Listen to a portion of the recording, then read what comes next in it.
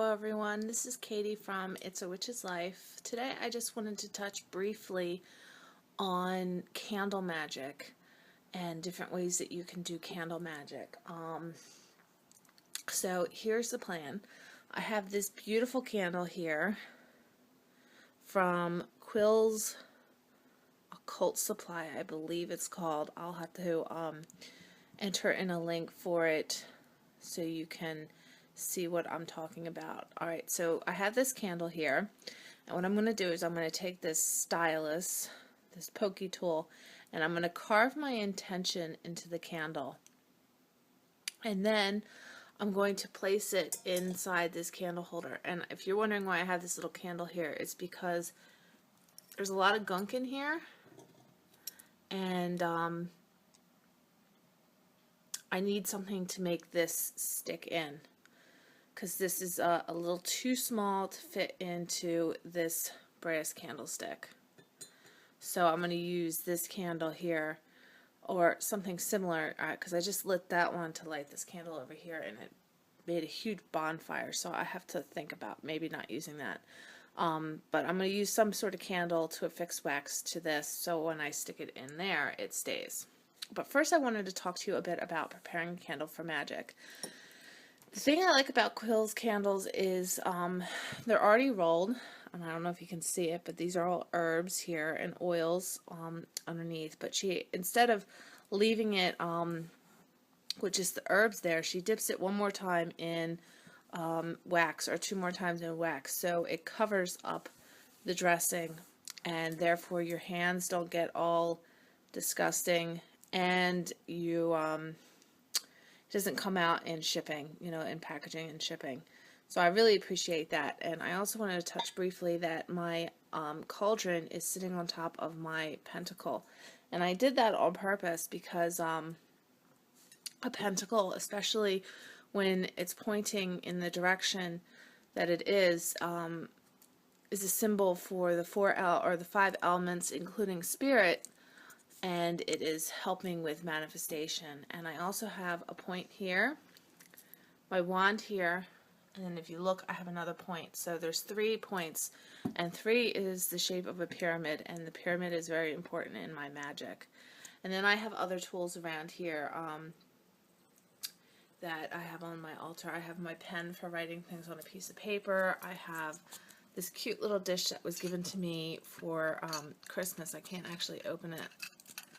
Oh, I can. It has some jewelry and things inside of it. I have a piece of peacock ore here. It's really beautiful. This is my personal piece. I have a silver candle for the goddess. I have a gold candle for the god. These are some items that are actually on my Etsy right now, and they're charging on my altar. And here's a piece of green garnet, also known as green gossular garnet, I believe. And that's sitting and charging up on my altar as well. I have my little tinkly bell, which I can't ring right this minute, but if you can see right here, it has the triqueta symbol. I think that's how you pronounce it. I have my board that I made, and I use that for my pendulum. Here is some Skull Vodka, Crystal Head, I believe it's called. I went to the wine and spirit shop to get something for somebody, and I saw that and thought to myself, oh, that's perfect on my altar. I actually don't drink, but I thought, hey, that's kind of neat. I'll put it on my altar, and after a year or so, I'll just pour it out, and I will just use the bottle for some sort of like bottle magic type thing. And then I think you've seen some of these other pieces on here before. Here's Our Lady of Guadalupe, another candle over there. This is a river rock here, and then this is one of those seer stones. One side's all polished, and then the other side's all rough. And I just like the way that looks, so that's on my altar. So here's what you need to work candle magic. Mostly you need a candle holder that's going to hold your candle. For this one, I chose this candle for my intention. I'm choosing to put this in a fireproof dish just in case things get a little bit out of control. I would like to have a bigger pot, but at this point I don't have anything near me that I could put it in. I mean, I suppose I could put my trash can because I have a tin trash can, but I don't really think that looks too good on an altar, so I'm not going to put that up there. I'll keep an eye on it. If things get to be a little crazy, I'll put it in the sink in the kitchen, and I'll be able to look at it from where I sit. So here's what, like I said, you need several things. You need a candle holder, something to put your candle holder in, just in case anything sparks or gets crazy. You need a sharp, pointy tool. You could just use the tip of a pen if you choose. I mean, it would do the same thing. It's still just a sharp. I'm using this poke-it tool because this is something I have for bookbinding. So why not use it here as well? You need some sort of matches or lighter. Because I'm an ex-smoker, I still have several lighters that are left over that are perfect for this. And you need any other embellishments. For me, it's these crystals around and being on my altar. So the first thing that I recommend doing is if you just have a plain candle, you know, just like this, obviously not burnt yet, you would want to think of some herbs and things that you might go along with your intention, some oils, and you would dress it. And how you would do that is you would take, first I would actually write my intention on the candle because that creates a little well for you to have herbs stick into. So the first thing we're going to do is we're going to write our intention. So I'm going to do that here. My intention, let's see.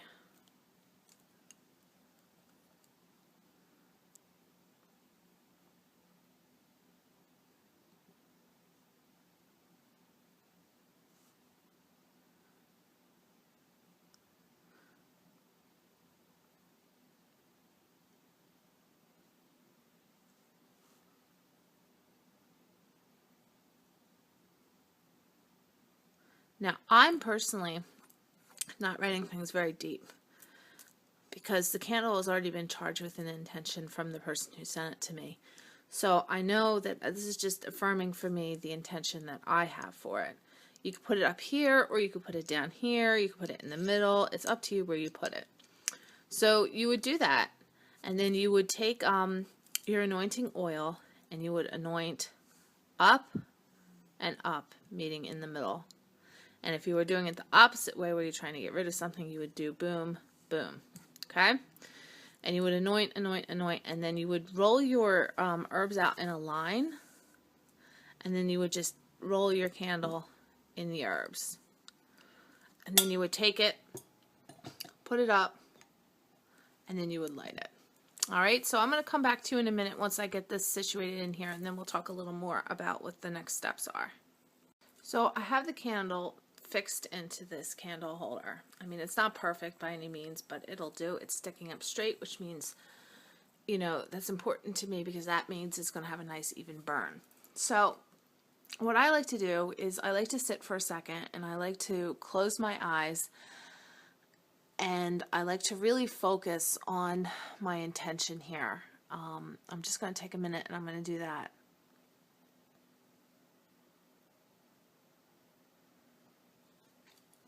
And when I've reached my intention, I'm going to light the candle.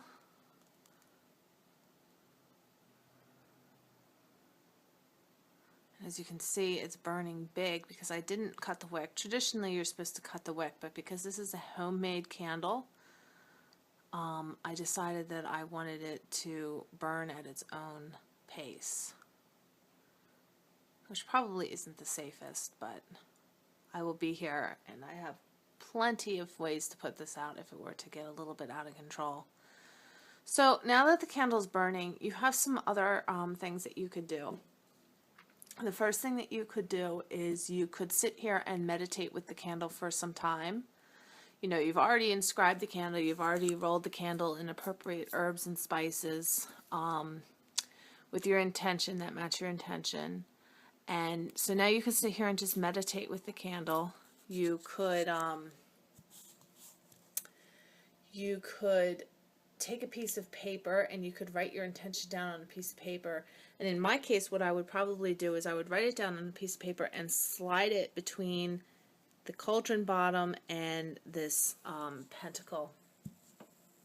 So I actually don't have a piece of paper right next to me, but what I'll do is I'll see if I could just put you right here for a second. I have a piece of paper over here. It's nothing fancy. It's just a piece of lined paper. It doesn't need to be fancy. The most important thing is that it matches your intention. So I'm already actually going to fold this piece of paper in half because it's a little too big.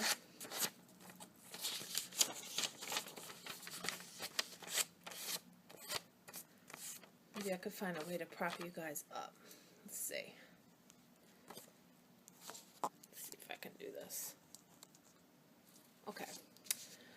So here's the original size of the paper here, and I'm going to fold it in half. I'm actually going to tear it. And I have this rough side that has this here. I'm going to just take that and put that aside so I have it for another thing. So now here I'm going to take the pen that I have set aside and I'm going to write my intention down. And this is very similar to the practice that I taught you in the petition magic. I'm just going to write my intention down.